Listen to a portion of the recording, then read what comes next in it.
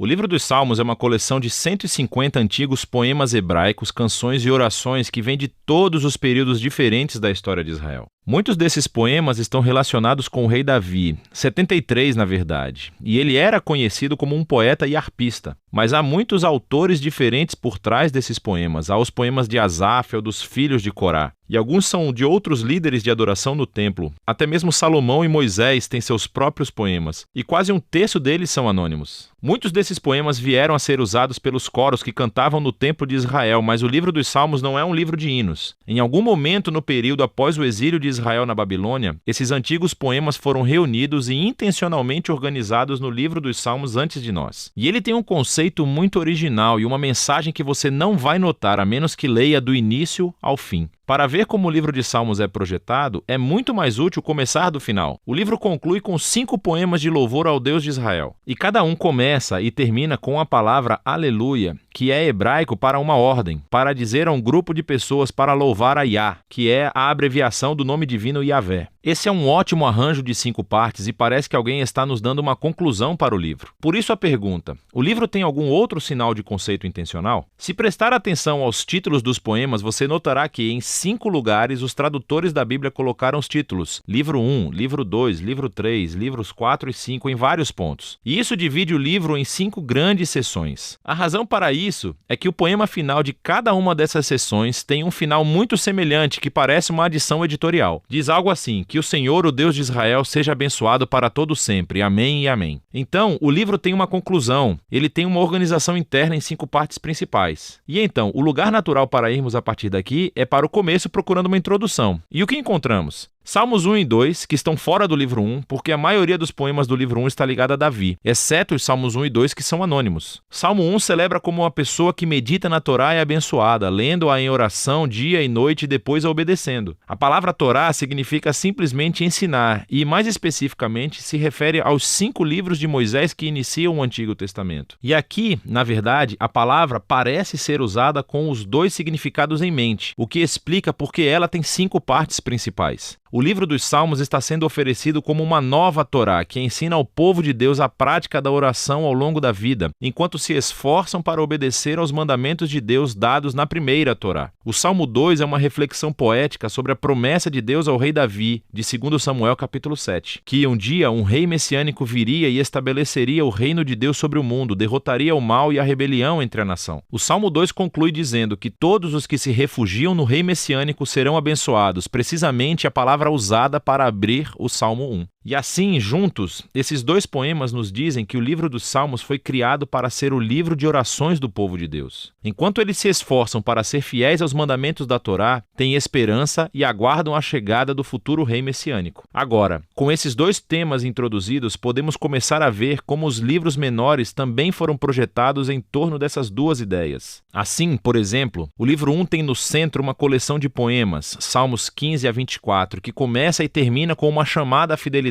da aliança. Então, Salmos 16 a 18, encontramos uma descrição de Davi como um modelo desse tipo de fidelidade. Então, ele clama a Deus para libertá-lo e Deus o eleva como rei. No conjunto correspondente de poemas, Salmos de 20 a 23, o Davi do passado tornou-se uma imagem do rei messiânico do futuro, que também clamará a Deus. E ele será dado e, em seguida, receberá um reino sobre as nações. Então, bem no centro dessa coleção está o poema, o Salmo 19, dedicado a louvar a Deus pela Torá. Então, aqui vamos nós, os 2 temas dos Salmos 1 e 2 estão unidos firmemente aqui. O livro 2 abre com 2 poemas que estão unidos em sua esperança de um futuro retorno ao templo em Sião. E esta é uma imagem intimamente associada à esperança do reino messiânico. Então, o livro 2 termina com um poema que descreve o futuro reinado do rei messiânico sobre toda a nação. Esse poema é realmente surpreendente, porque ecoa todas as outras passagens dos profetas sobre o reino messiânico. E conclui dizendo que o reinado deste rei trará o cumprimento da antiga promessa de Deus a Abraão, de trazer a bênção de Deus para todas as nações. O livro 3 também conclui com um poema refletindo na promessa de Deus a Davi, Davi, mas dessa vez à luz do exílio de Israel. Então o poeta se lembra de como Deus disse que nunca abandonaria a linhagem de Davi. Mas agora ele está olhando para a rebelião de Israel e o seu resultado, e destruição, e exílio, e a queda da linhagem de Davi. E assim o poeta termina pedindo a Deus que nunca esqueça a sua promessa a Davi. O livro 4 foi concebido para responder a essa crise do exílio. Assim, o poema de abertura nos leva de volta às raízes de Israel com a oração de Moisés, e ele faz o que fez no Monte Sinai após o incidente do bezerro de ouro, que é invocar a Deus para mostrar misericórdia. O centro do livro 4 é dominado por um grupo de poemas que anunciam que o Senhor, o Deus de Israel, reina como o verdadeiro rei do mundo, e que toda a criação, árvores, montanhas, rios, todos são convocados para celebrar esse dia futuro, quando Deus trará a sua justiça e reino sobre todo o mundo. O livro 5 abre com uma série de poemas que afirmam que Deus ouve os gritos de seu povo e um dia enviará o futuro rei para derrotar o mal e trazer o reino de Deus. Esse livro também contém duas coleções maiores, uma chamada de Hallel e outra chamada de Cânticos de Peregrinação. Cada uma dessas coleções conclui com um poema sobre o futuro reino messiânico. E essas duas coleções juntas sustentam a esperança de um futuro ato de Deus semelhante ao Êxodo para redimir o seu povo.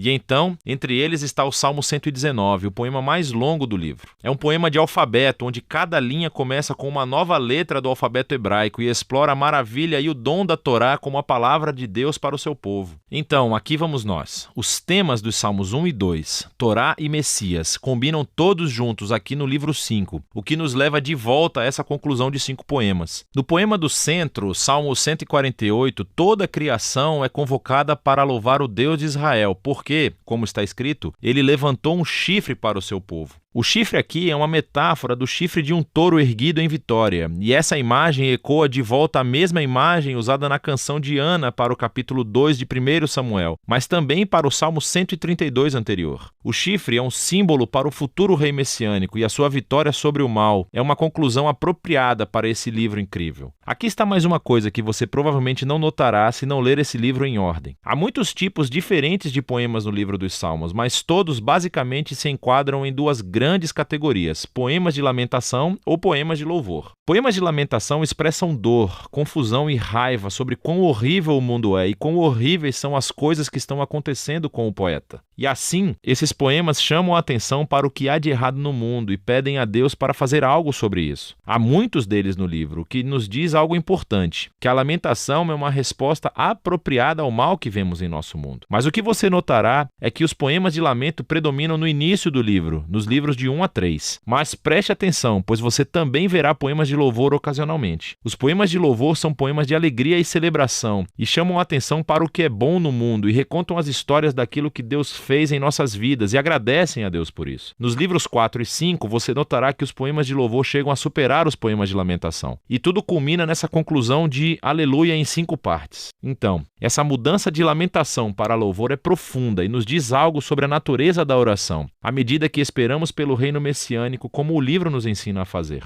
Isso criará tensão ao analisarmos o estado trágico do nosso mundo e das nossas vidas. E assim, os salmos nos ensinam a não ignorar a dor de nossas vidas, mas, ao mesmo tempo, a fé bíblica é voltada para o futuro, olhando para as promessas do futuro reino messiânico de Deus. E assim, a Torá e o Messias, lamentação e louvor, fé e esperança, é disso que se trata o livro dos Salmos. Mas deu para pegar, né, o que são os salmos. Quer dizer, tem uma estrutura dentro dos salmos. Você tem principalmente louvor e lamento dentro dos salmos, mas se quiser ser mais específico, tem muito mais lá dentro também. Bem, os salmos, eles foram escritos em linguagem poética, né? Então, os hebreus, eles também sabiam fazer poesia, não somos só nós. E eles então escreveram em linguagem poética os salmos, e a linguagem poética às vezes usa o exagero, às vezes você vai usar palavras mais fortes, e você obviamente não vai interpretar isso de forma literal. É uma linguagem poética aquilo que está sendo utilizado. Então, ao você ler os salmos, você tem que tomar cuidado com isso. Não procure por significados especiais nos salmos. A poesia hebraica não é igual um pouco a nós. Quem gostava de fazer poesia em casa um pouco era o Jonathan. É verdade que era o Jonathan, meu irmão. E é verdade que a poesia dele, ainda que fosse bela, ele mesmo diz isso, mas é aquela rima onde você só vai rimando sempre no final, né, de cada uma das linhas ali. O foco da poesia hebraica não é bem esse, é um pouco diferente, está mais na estrutura. Oi, você quer falar? Não. Eu até vi no hebraico lá, Johannes, é até legal assim, para escutar um rabino lendo um salmo inteiro, para ter uma noção disso aí, isso aí que você está comentando, da questão da rima hebraica. Sim. Aí você fica para a própria. Exato, às vezes vale a pena. Se você puder trazer às vezes um trecho lendo em hebraico na semana que vem, a gente pode colocar aí. Mas até no o Paulo, quando abrindo parênteses aqui também, Paulo, quando em 1 Coríntios 1 ele está falando contra meio que parece que ele está falando contra a retórica e todas essas coisas, ele está rimando tudo. Ele está rimando de ponta a ponta e usando uma estrutura que os hebreus gostavam de usar, que nós vamos falar daqui a pouco, porque é a estrutura quiástica. Então ele não está falando contra a retórica em si, ele está comparando a retórica com o poder de Deus, o Evangelho, a cruz de Cristo, está dizendo, olha, a cruz de Cristo tem que ser o centro. E se você lê, olha, que o Fabrício está comentando, se você ouve alguém ler em grego, você percebe, mesmo não entendendo nada de grego, você percebe que tem uma rima ali, tem alguma coisa que que soa, que ele está brincando ali com as palavras. Mas de fato é interessante, talvez nós ouvirmos em hebraico alguma coisa, para nós vermos como é que funciona isso. Mas eles focam muito nessa questão da estrutura, na estrutura da poesia, no ritmo. Eles usam muitas estruturas poéticas. Nós vamos falar rapidamente de duas, que você talvez vai poder observar acontecendo, mas só para ilustrar, para despertar um pouco em você esse desejo de talvez estudar um pouquinho mais, ou talvez de quando lê você começa a observar que isso está acontecendo nos Salmos. Primeiro é o paralelismo, é quando você tem linhas, às vezes duas linhas, e ele simplesmente está dizendo a mesma coisa, mas com palavras diferentes. Então você não precisa interpretar isso para cada linha de forma diferente, ele está falando a mesma coisa, exatamente a mesma coisa. Por exemplo, nós temos um paralelismo, onde nós temos essa questão, nesse caso, um paralelismo sinônimo, o Salmo 119, está aparecendo aí? Lâmpada para os meus pés é a tua palavra e luz para o meu caminho. A primeira linha é lâmpada para os meus pés é a tua palavra, a segunda e luz para o meu caminho. É a mesma coisa, a ideia é que a palavra de Deus está iluminando, digamos, a nossa vida aí, ela deve ser usada para isso. Vamos fazer um rápido exercício para a gente ver se pegou isso aí. Vamos pegar o Salmo 19, que ele inclusive mencionou no vídeo, que está no meio ali do primeiro livro, dos Salmos, e vamos pegar os dois primeiros versículos. Os céus declaram a glória de Deus e o firmamento anuncia a obra de suas mãos. Tem paralelismo aí? Não. Sim. O céu e o firmamento? Mesma coisa. Da Mesma coisa. Então, o que você diria que ele está querendo dizer aqui nesse primeiro versículo?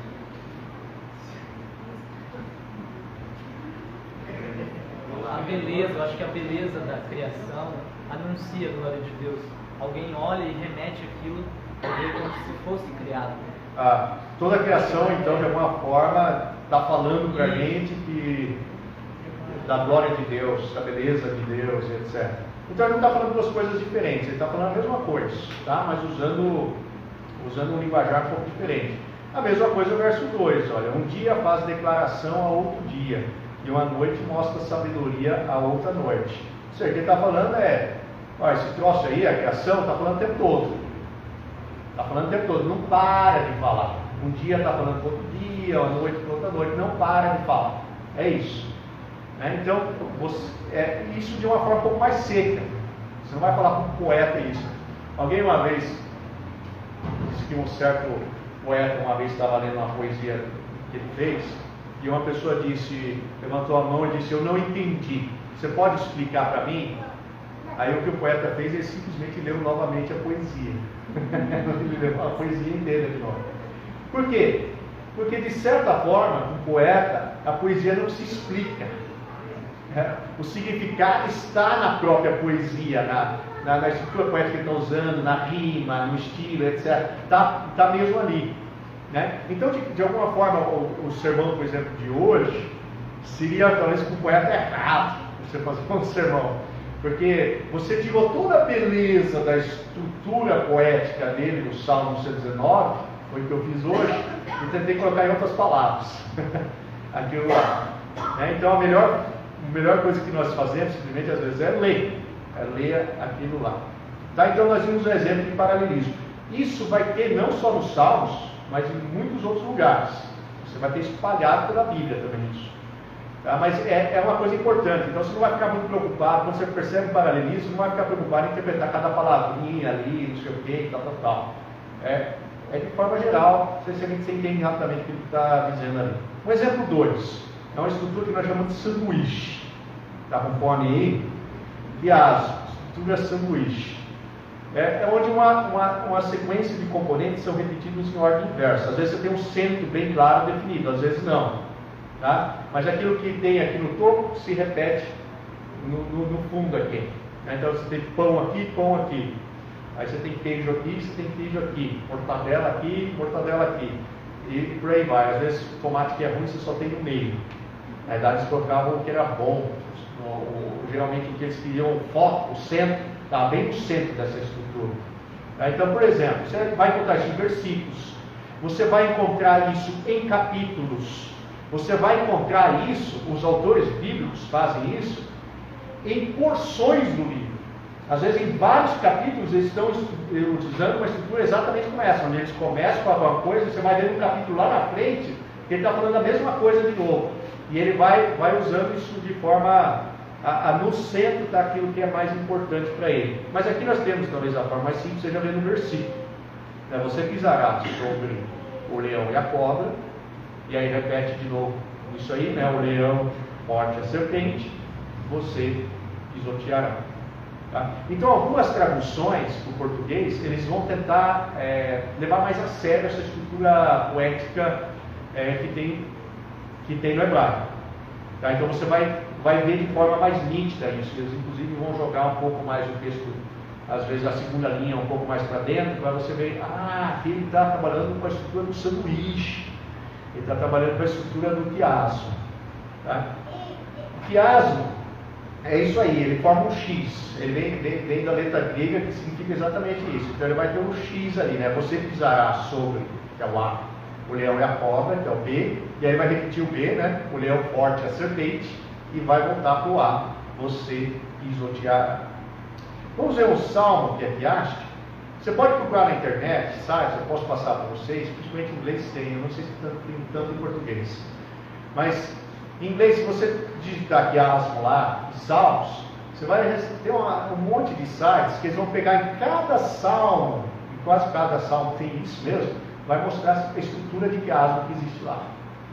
A estrutura sanduíche, que é a brincadeira que o autor está fazendo no salmo com relação a criar exatamente esse tipo de estrutura aí. Mas no Salmo 70 nós temos isso. Então no versículo 1 ele vai ter o A, que é a pressa para a libertação. Preciso ser liberto agora. E aí depois ele vai para a parte B, onde ele quer que Deus, então a forma de ser liberto, joga uma maldição sobre o inimigo. No versículo 4, de novo ele vai fazer a parte B, mas agora ele vai ter uma bênção sobre o amigo, que nesse caso muitas vezes é ele mesmo. E no final, no verso 5, ele vai de novo mostrar essa pressa para a libertação.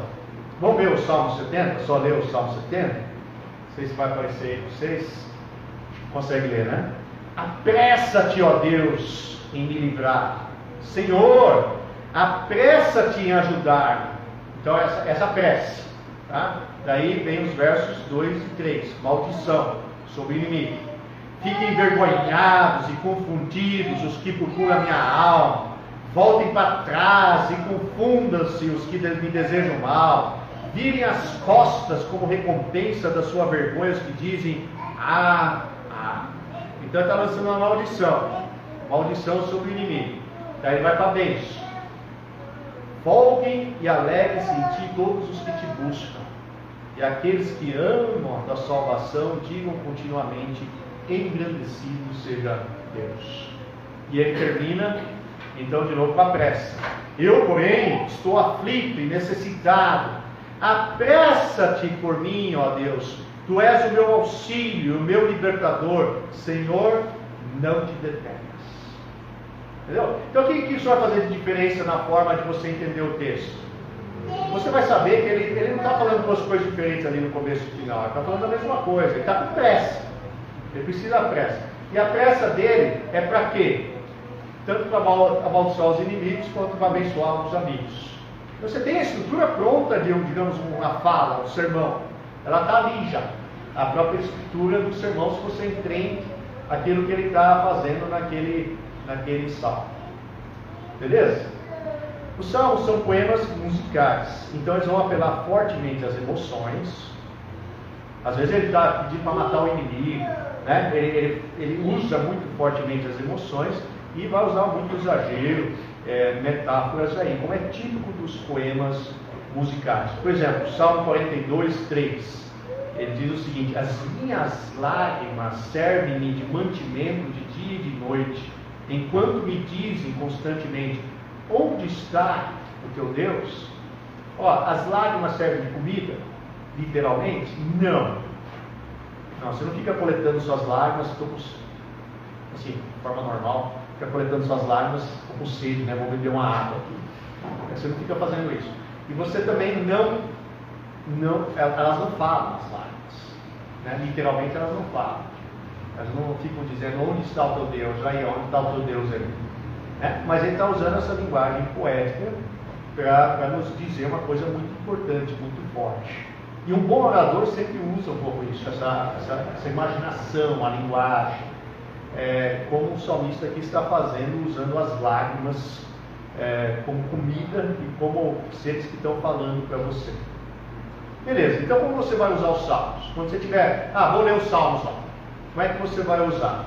Quer dizer, como essas palavras, que de alguma forma foram escritas por pessoas que às vezes estavam sendo perseguidas, que às vezes estavam alegres, que às vezes queriam celebrar, e por diferentes razões, elas foram escritas para Deus, mas como elas vão funcionar para nós? Como é que nós podemos usar os salmos? Bem, a forma de nós usarmos nós precisamos aprender a, por exemplo, lamentar. Como é que se lamenta? Como é que você pode louvar Deus? Como é que você vai aprender a fazer isso? Como é que você pode aprender a agradecer a Deus? A instruir outras pessoas, às vezes. Como é que você pode, às vezes, chamar a ira de Deus sobre o seu inimigo? Nós não sabemos fazer isso muito bem. Nós precisamos, às vezes, de um pouco de sabedoria para fazer isso. E onde nós vamos aprender a como conversar com Deus? Nos Salmos. Nós vamos aprender a fazer isso. Tá? Então, preciso de ajuda para conversar com Deus. Não sei conversar com Deus. Leia os Salmos. Nós temos um problema hoje. Porque nós vivemos numa geração onde nós achamos que o mais certo é aquilo que flui espontaneamente de nós. Nós achamos que aquilo que mais agrada a Deus é aquilo que simplesmente vem. E por um lado é isso. Só que não. Só que não. Porque se fosse só isso, os discípulos não teriam pedido para Jesus ensiná-los a orar, por exemplo. Eles percebiam que existia uma diferença entre a oração de Jesus e a oração deles. E eles chegaram a Jesus e disseram: ensina-nos a orar. Eles sabiam orar muito bem. Eles sabiam os salmos. Eles sabiam orar. Tá? Mas de alguma forma tinha algo neles que era um pouco diferente daquilo que Jesus fazia. Então nós precisamos aprender um pouco a orar também. Nós precisamos aprender a orar. E aqui eu gostaria então de abrir um parênteses nisso. Vou falar sobre algo que pode parecer estranho para vocês, e que já foi muito estranho para mim também. Mas eu vou falar sobre algo que seria o seguinte: é bom você memorizar orações. É bom você ler e às vezes orar orações já feitas. Se você quer lamentar para Deus, pegar simplesmente um salmo de lamento e orar ele para Deus. Não tem nada de errado nisso. Absolutamente. Na história da igreja nós vemos continuamente pessoas orando e às vezes até registrando suas orações para que nós lêssemos. Orações belíssimas, muito belas. Não tem nada de errado em fazer isso. Se eu, por exemplo, pegar a oração de Maria, logo que ela está toda alegre lá, recebendo a notícia de que ela seria mãe do Messias e que a prima dela estava grávida lá também, de João e etc. Ela escreve ali uma música dela lá, E aquilo lá é simplesmente uma repetição praticamente literal da música de Ana, que, salvo engano, ele é repetido todos os anos no primeiro dia judaico. Tá? Eles oram a oração de Ana. É uma repetição de partes da oração de Miriam e de Débora, 3 mulheres no Antigo Testamento. Ela memorizou, ela sabia de memória. Até porque muitos deles não tinham a Bíblia na mão como nós temos hoje. Não tinham. Então os pais iam passando para os filhos, ou na sinagoga eles iam aprendendo, e eles iam memorizando essas orações e faziam essas orações para Deus. Eles faziam essas orações para Deus.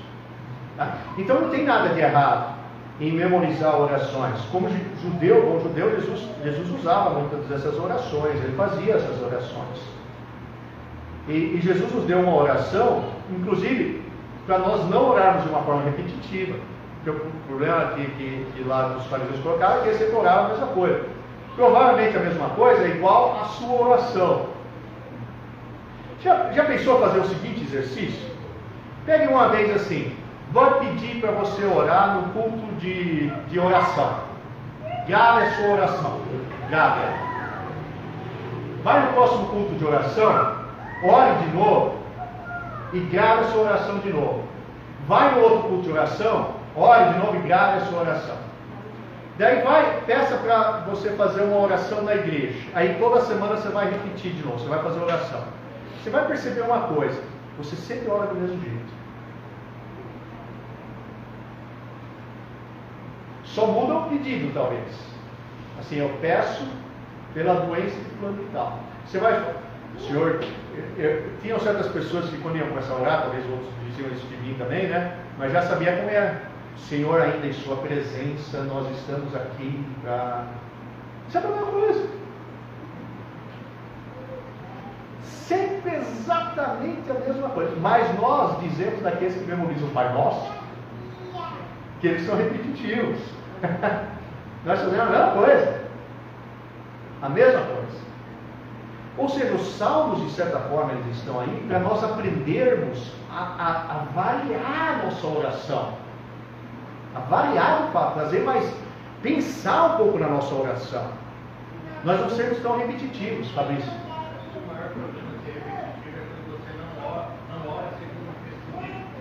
Se nem você está falando de ler, meditar, pega aquele mesmo texto que você leu, que você está meditando e ora em cima dele. Sim. Você vai ver que a sua oração vai começar a ser diversificada, vai começar a ser diferente. Então você tem outro foco, não uma coisa assim, vamos orar geral, né? Exato. Não, eu vou orar segundo o texto bíblico, aí a coisa começa a mudar. Exato. Aí no final, assim, o seu desenvolvimento da oração ela também começa a ser diferente. Porque você começa a captar parte do texto bíblico da sua oração. Sim, exato. Ela começa a ser desenvolvida. O Lutero ensinou o barbeiro dele a orar assim. O barbeiro perguntou, eu percebo que você ora muito diferente de mim e tal. Como é que você ora? Aí o Lutero escreveu um texto. Nós queremos aprender a orar no método Lutero, mas é um pouco isso que o Fabrício está falando. Então, por exemplo, você leu, vou usar o exemplo do sermão, você leu não matarás. Então você pensa nisso, como isso está relacionado com Deus. O que isso indica do caráter de Deus? Em Deus é vida. Deus é vida, ele odeia a morte. Deus é alguém que gosta de sustentar a vida, Ele dá a vida, Ele é a vida. Você já está com o louvor pronto ali. Você já está com o louvor pronto. Mas o louvor vai ser diferente do próximo dia, porque no outro dia você vai ler um texto bíblico e você vai louvar de uma forma diferente, mas o louvor está pronto. E daí o que você pode pedir, por exemplo? Ou por que você pode interceder? Sim, você vai interceder, por exemplo, pelo estrangeiro. Senhor, eu conheci alguns estrangeiros lá, mas de fato muitas vezes eu odeio eles, ao invés de querer ajudá-los a exercer a minha hospitalidade. Senhor, me perdoe nisso e faça com que eu exerça a hospitalidade para eles hoje. Senhor, faça com que eu possa convidar eles para comer um bolo em casa, hoje, e possa dar certo, possa dar alguma coisa assim. Então você está pensando nas implicações disso para a sua vida. Então você está intercedendo de uma forma diferente. Você talvez está intercedendo para a sua própria vida, você está pedindo para a sua própria vida. Você está pedindo, Senhor, você vai começar a confessar pecado. Senhor, na verdade do meu coração eu odeio o meu chefe. Eu odeio o chefe chato, cara, sem graça. É isso e aquilo. Você está pedindo, confessando seus pecados, mas de acordo com o texto que você leu. E é isso um pouco que eu acho que o Fabrício está falando, né? Você pegar o texto do dia e você ora aquilo lá. Você ora, você traz, você começa a conversar com Deus sobre aquilo lá. Mas nesse momento, muitas vezes você pode trazer à baila outros textos que você memorizou. E isso vai enriquecer suas orações. Você trazer simplesmente no meio da oração aquele texto que está totalmente correlacionado com isso. E assim que tinha um alemão, que um tempo nós estávamos morando lá, que era pietista, e ele fazia isso muito bem. Ele estava orando sobre qualquer assunto, sobre um assunto lá que ele seguia uma certa linha, simplesmente orar, mas ele se lembrava de um texto que ele memorizou, e ele simplesmente trazia para dentro da oração dele. Era automático aquilo lá, era natural para ele fazer aquilo lá. E assim deveria ser conosco também, né? Deveria ser natural. Então, é isso que eu disse. Tem aquela coisa daquilo que nós estamos sentindo no momento, as nossas emoções, etc. Mas tem aquela coisa que está relacionada com a palavra de Deus, que nós memorizamos, e nós unimos os dois. Até no Salmo, se você lê no Salmo, você vai ver que sai profecia, né? Sim. Referente ao Messias, passar as súplicas sobre essas coisas. Você vê assim, na própria oração, na própria música, né? Seguindo essa espontaneidade de Deus, algumas vezes ele traz algumas profecias, algumas promessas de Deus, mas também de vez em quando ele gera profecias. Sim. E se cumpre no Messias. Exato. Então ele fala do futuro também, né? Ele fala do futuro. Interessante isso. Muito bem, então fechado parênteses aí. Vamos falar rapidamente, nós vimos que de forma grosseira os salmos são divididos em louvor e lamento.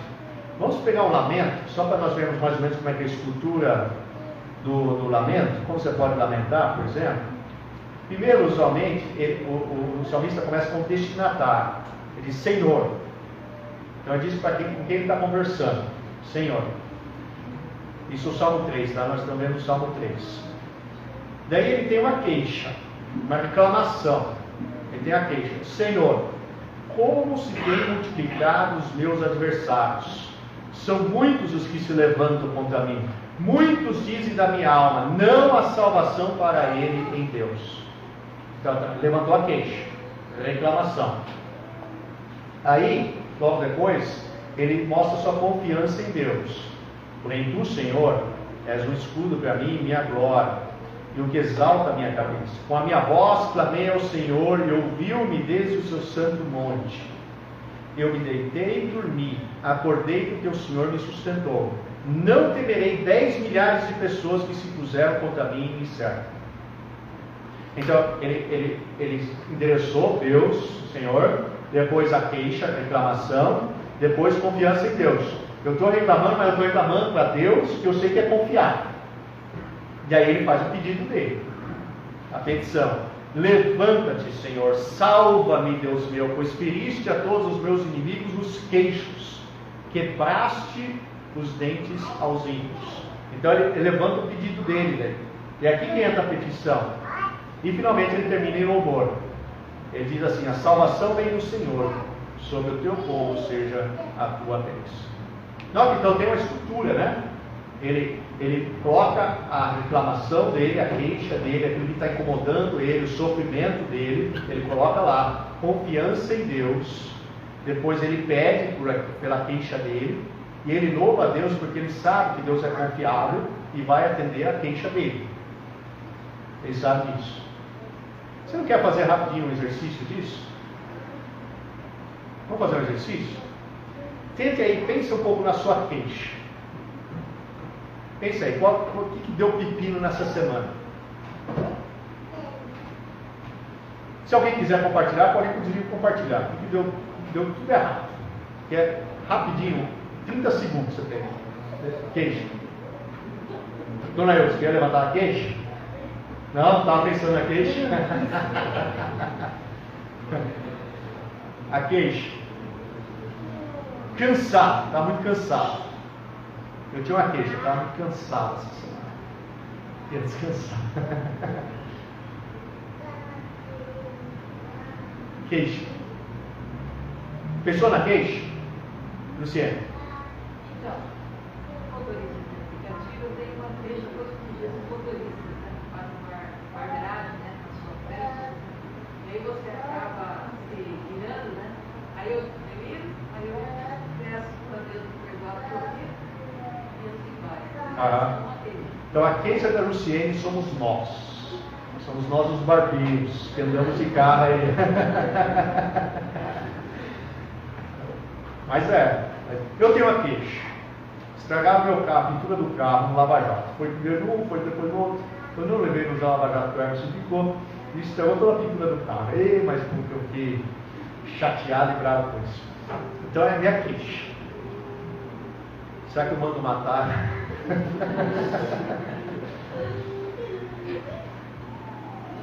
Fere ele nos seus queixos, Senhor. Quebre os dentes dele.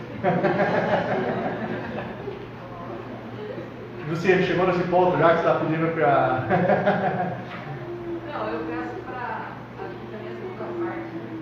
Eu peço para que eles dirijam melhor, né? Eles dirigem melhor. Para evitar acidentes. Mande de volta para a autoescola. Buraco nas ruas. Me tira do sério. No céu não vai ter buraco nas ruas, será?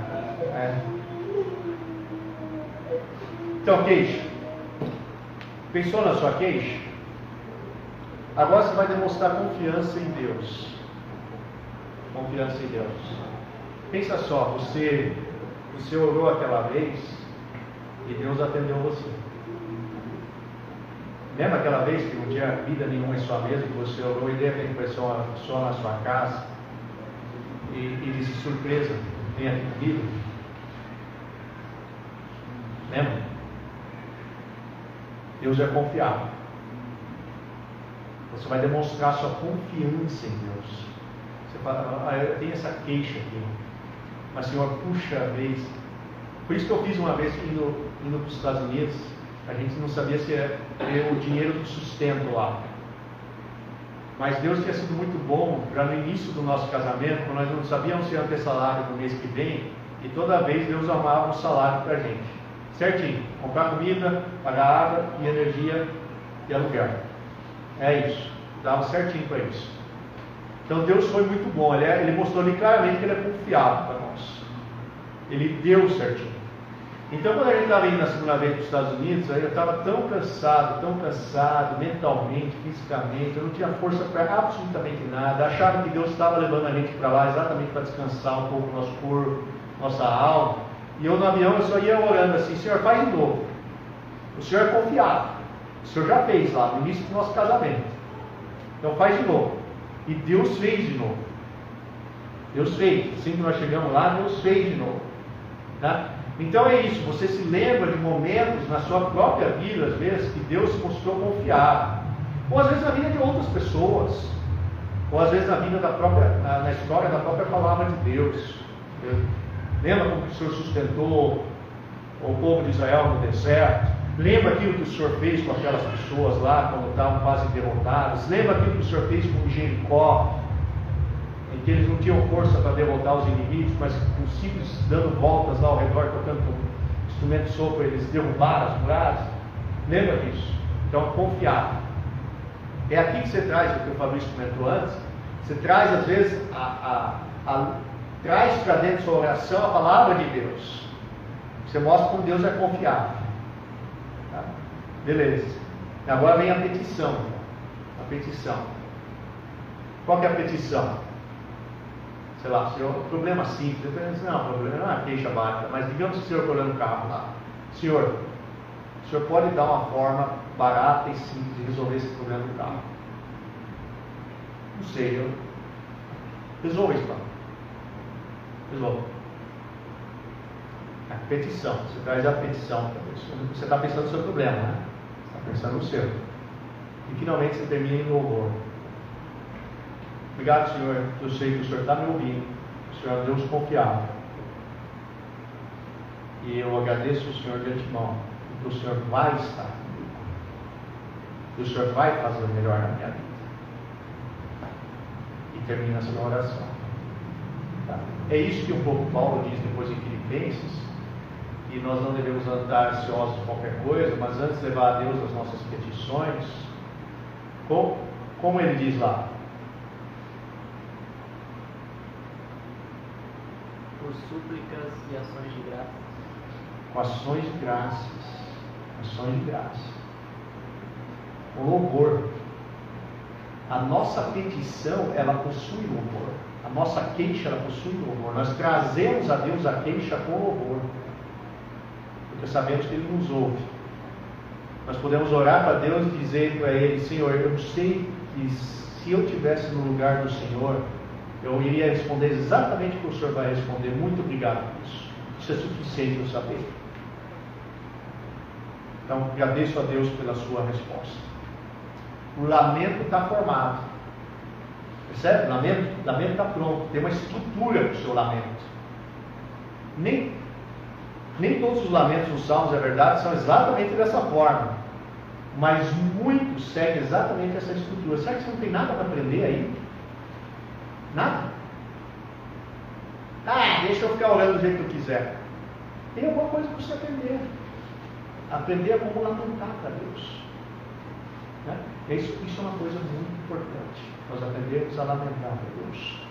E lamentarmos, nos levarmos as nossas queixas a Deus. Muito bem. Nessa semana nós vamos ter a leitura bíblica baseada no Salmo 119. Está aí.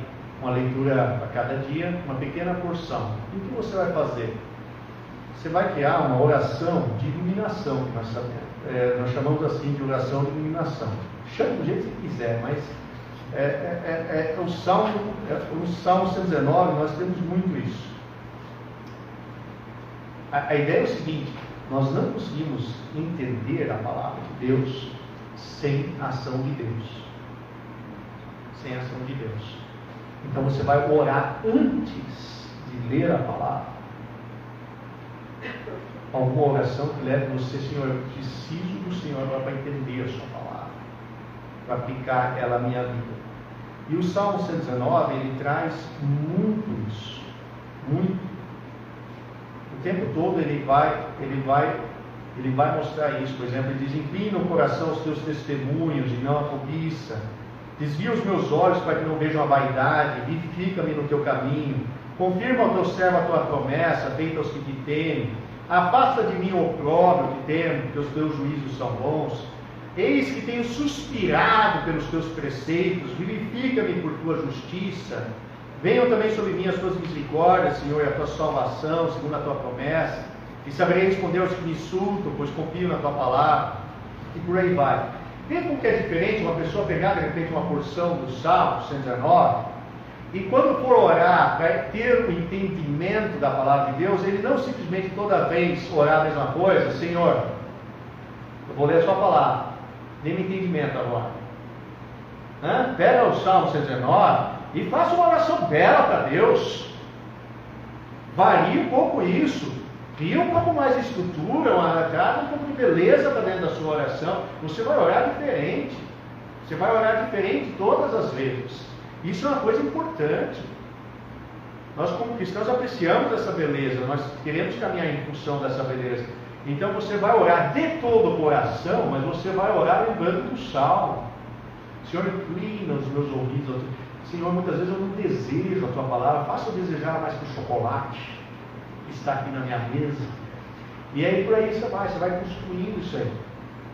Durante a semana então nós queremos isso. Nas nossas mídias sociais nós vamos então postar as orações belas que talvez possam nos inspirar a orar com você, a orar a palavra de Deus também, para que ilumine o nosso dia a dia.